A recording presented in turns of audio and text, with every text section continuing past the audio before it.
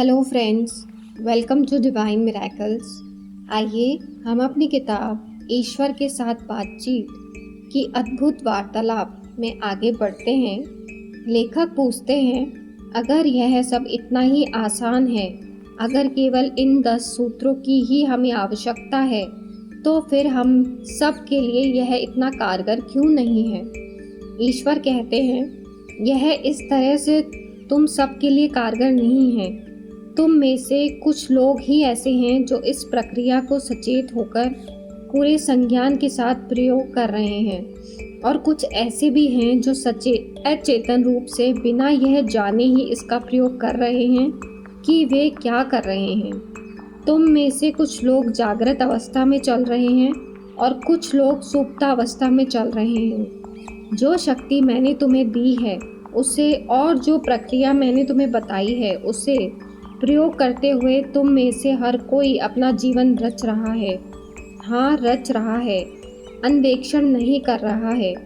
तो तुमने पूछा था कि तुम्हारा जीवन कब उड़ान भरेगा, और मैंने उसका जवाब तुम्हें दे दिया है।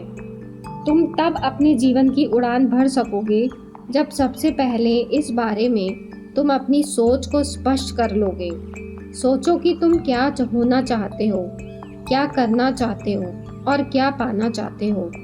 इस बारे में बारंबार तब तक सोचो जब तक कि तुम इस बारे में बिल्कुल ही स्पष्ट न हो जाओ।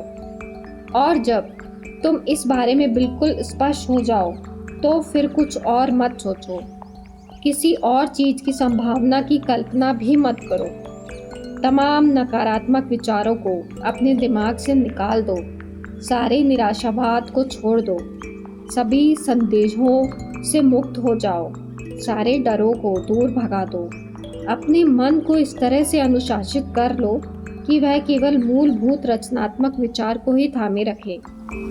जब तुम्हारे विचार स्पष्ट व स्थिर हो जाएं, तो उन्हें सत्य की तरह बोलना आरंभ कर दो। उन्हें बाआवाज बोलो।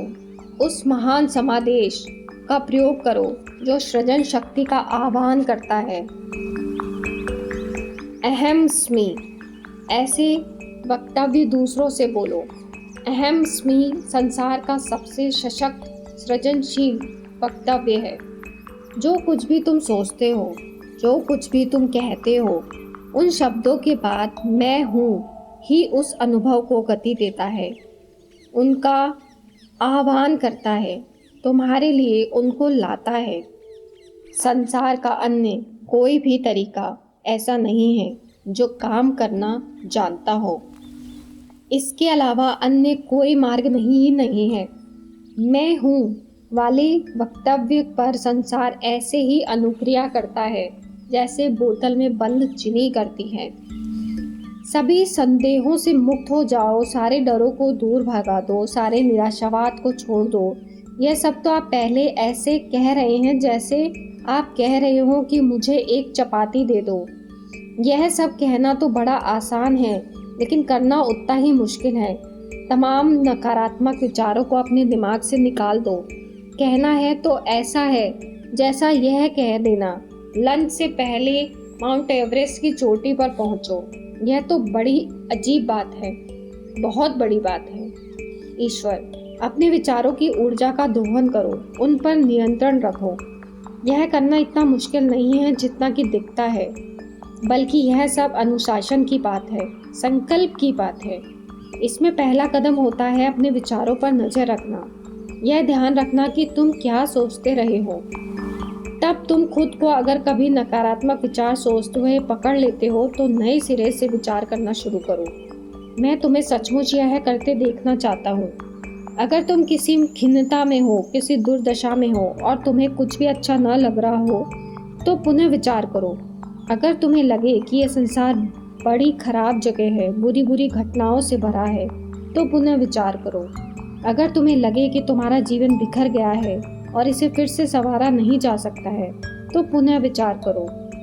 ऐसा करने के लिए तुम खुद को प्रशिक्षित कर रहे हो। जरा यह भी तो देखो कि ऐसा न करने के लिए भी तो तुमने खुद को प्रशिक्षित किया हुआ ही है। बहुत बहुत धन्यवाद।